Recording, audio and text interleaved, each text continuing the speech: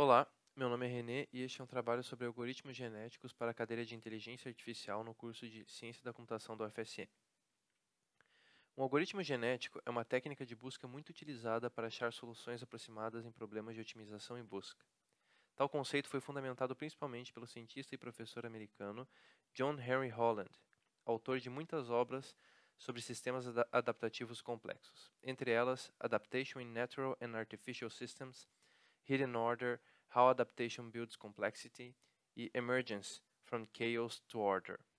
Os algoritmos genéticos são uma classe particular de algoritmos evolutivos que usam técnicas inspiradas pela biologia evolutiva, como hereditariedade, mutação, seleção natural e cruzamento. Segundo a teoria evolucionária de Charles Darwin, os seres vivos sofrem mutações e os mais aptos sobreviverão. Então, investigar como ocorre tal seleção natural e efetuar uma simulação dela permite gerar dados com as características por nós desejadas. Devido a essa inspiração, muitos termos utilizados nos algoritmos genéticos vêm da própria biologia. O primeiro que veremos será o conceito de população, que nada mais é do que a representação de um conjunto de indivíduos. Indivíduos que, por sua vez, serão representados por cromossomos. Cada cromossomo é formado por um array, que contém todas as suas características. Características essas representadas por genes. Cada número dentro do array é um gene que traz uma informação sobre aquela característica do indivíduo. Os genes podem ser representados de diversas formas, como, por exemplo, decimal, binário, inteiro e muitas outras. Nesse caso que está aparecendo na tela, ele está na forma binária. Uma das aplicações mais conhecidas para algoritmos genéticos é o problema do caixeiro viajante. Ele pode ser resolvido com força bruta, porém, tal solução tem crescimento fatorial, ou seja, 4 fatorial para 4 cidades, por exemplo. Sendo assim, ele escalaria muito rápido. Com o algoritmo genético, nós podemos reduzir o seu tempo de execução. Aqui nós temos as principais características de um algoritmo genético. Os algoritmos genéticos baseiam-se em uma codificação do conjunto das soluções possíveis, e não nos parâmetros da otimização em si. Os resultados são apresentados como uma população de soluções e não como uma solução única. No caso, a população final. Eles não necessitam de nenhum conhecimento derivado do problema, apenas de uma forma de avaliação do resultado, e usam transações probabilísticas e não regras determinísticas. Bom, agora que nós já vimos um pouco da história dos algoritmos genéticos, suas características, termos e aplicações, vamos ao passo a passo de como eles funcionam. O primeiro passo em um algoritmo genético é gerar a sua população inicial. Ela pode ser gerada tanto de forma randômica quanto de forma heurística. Na inicialização randômica, são atribuídos valores aleatórios a cada gene dos cromossomos. Já na inicialização heurística, são atribuídos valores que julgamos estar mais próximos da solução. É uma forma de dar uma certa ajuda ao algoritmo no início, caso já tenhamos alguma ideia de qual é a solução. Após gerada a população, vamos para a etapa de avaliação da população. A avaliação da população vai depender do objetivo que queremos atingir com o algoritmo. A avaliação é feita medindo o quão próximo cada cromossomo chegou de um resultado considerado ótimo. Baseado nisso, atribuímos a ele um valor chamado fitness.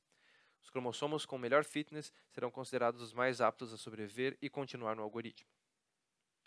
Aqui podemos ver um exemplo de um modelo básico de avaliação, onde o fitness é a diferença do resultado gerado pelo cromossomo com o modelo-alvo. Nesse caso, quanto menor a diferença, melhor. Logo, quanto menor o fitness, melhor. Feita a avaliação, precisamos saber se a solução foi encontrada. Existem várias maneiras de sabermos a resposta para essa pergunta. Dentre elas, podemos estabelecer um número fixo de gerações que serão produzidas pelo algoritmo. Podemos também estabelecer um valor mínimo a ser atingido pelo fitness. Por último, podemos comparar a população atual com a anterior e parar caso a diferença entre elas comece a ser ínfima, o que significa que o algoritmo chegou a um estado de estagnação. Dessa forma, conseguiremos saber se a solução foi encontrada. Se a resposta for sim, significa que podemos parar a execução do algoritmo. Porém, se a resposta for não, devemos continuar para o próximo passo, o qual chamamos de seleção, onde selecionamos os pais da próxima população.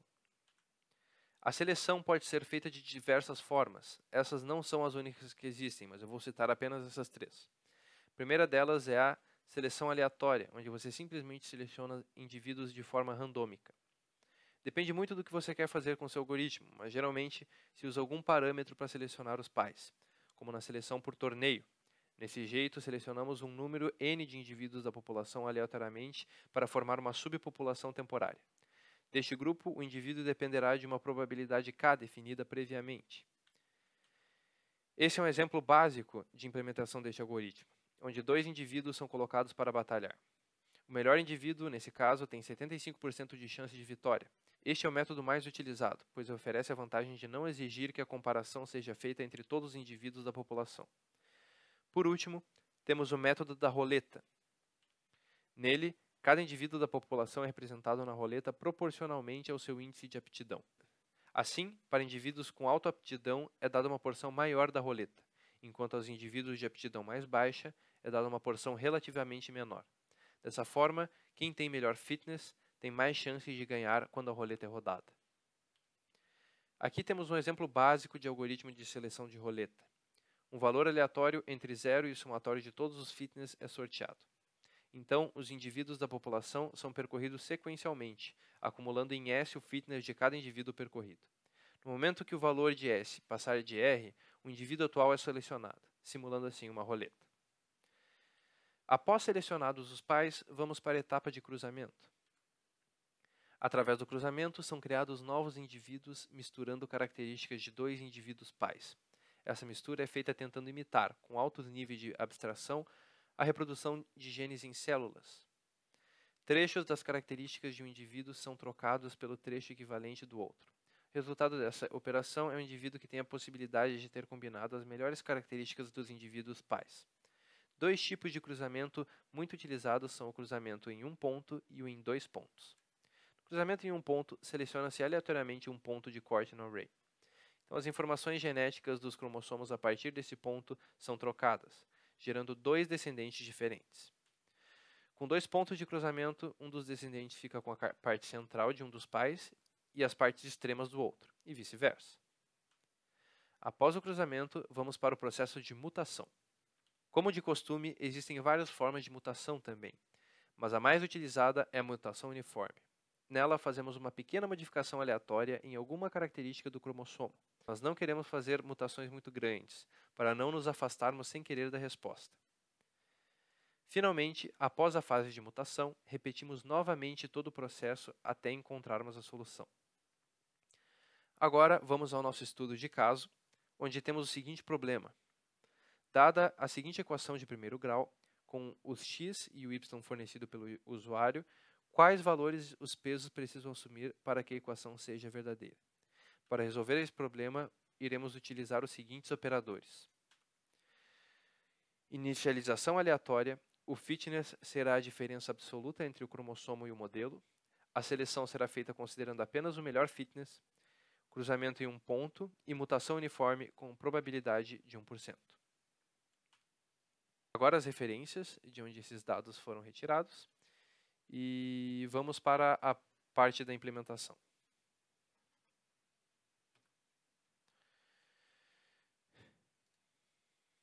Bom, aqui temos o algoritmo que vai resolver o problema em questão.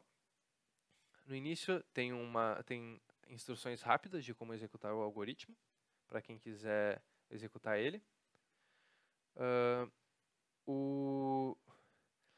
Aqui nós temos o valor de y e aqui nós temos o valor do x. A seguir é declarado o array, onde serão colocados os pesos e o número de cromossomos por população. Então, a primeira população é iniciada. É iniciado um array vazio, e então ele é preenchido com números aleatórios, de -4 até 4. Aqui nós temos a precisão. A precisão vai ser a nossa condição de parada. É o número mínimo que nós queremos que o fitness atinja.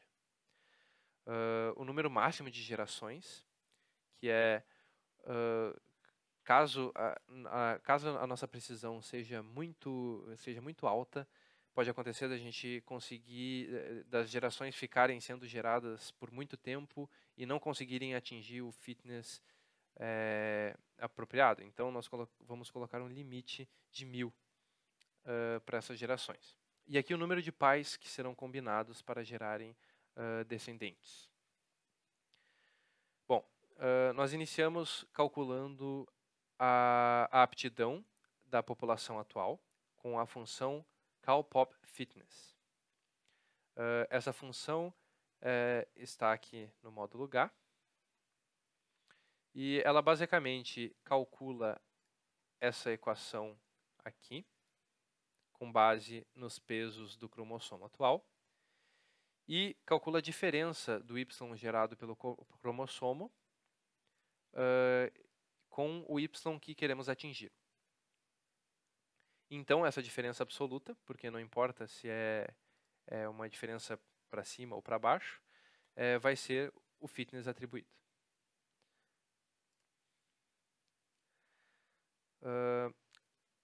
Seguindo da avaliação, nós temos aqui a nossa condição de parada. Então, aqui nós checamos se o melhor fitness da população é menor do que a precisão.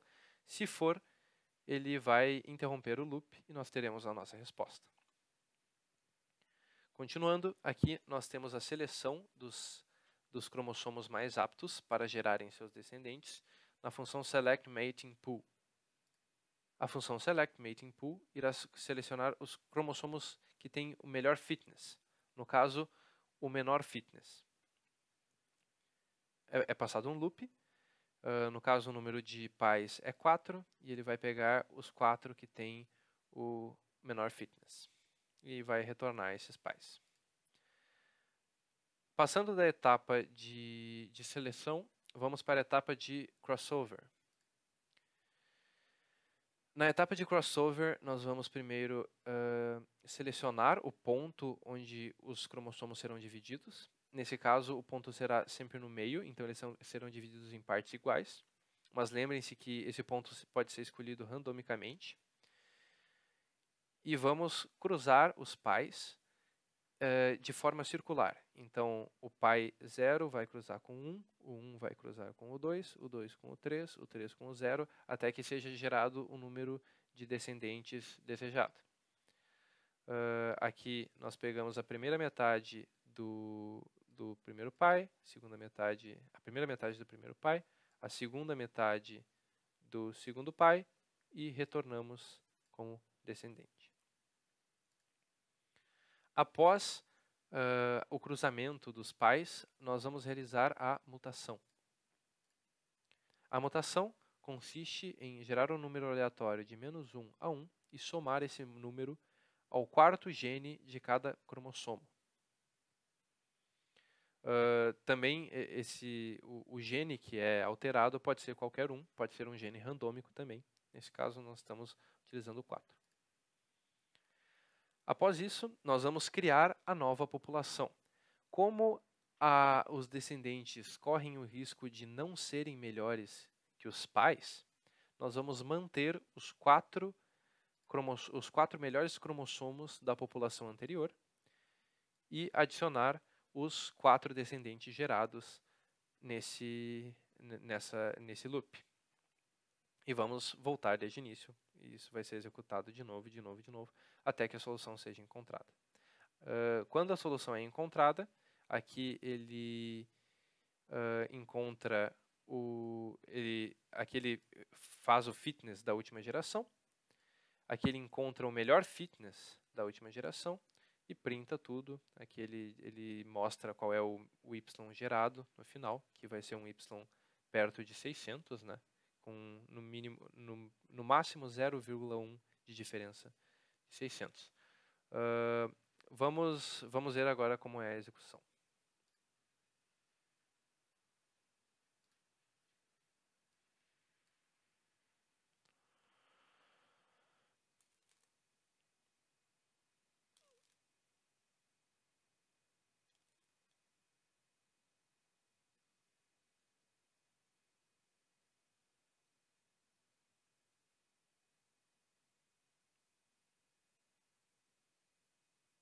Podemos ver que com a precisão de 0,1 foram geradas 145 gerações.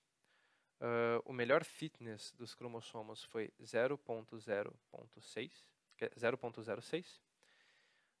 E o valor final gerado do Y foi 599,9, um valor muito próximo de 600. que é o valor que nós queríamos atingir. Os valores da melhor solução para os pesos foram 2, 2,4, menos 2, 3, esses valores que vão ser multiplicados pelos x. Bom, esse foi o meu trabalho, espero que tenham gostado, e é isso.